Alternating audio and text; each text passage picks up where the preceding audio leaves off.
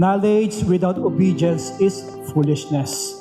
Kuminsan, yung kaalaman, kuminsan yung karunungan, nagiging head knowledge lang.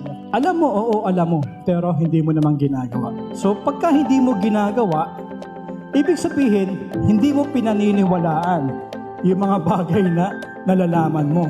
Kasi kung paniniwalaan mo yan, gagawin mo yan. Ilang example mga kapatid, yung upuan na yan, kung naniniwala ka na kaya kang, pagka umupo ka dyan, hindi ka madidisgrasya, uupo ka dyan. Pero kung nagda-doubt ka, hindi ka uupo. So ganun lang po kasimple yan, no?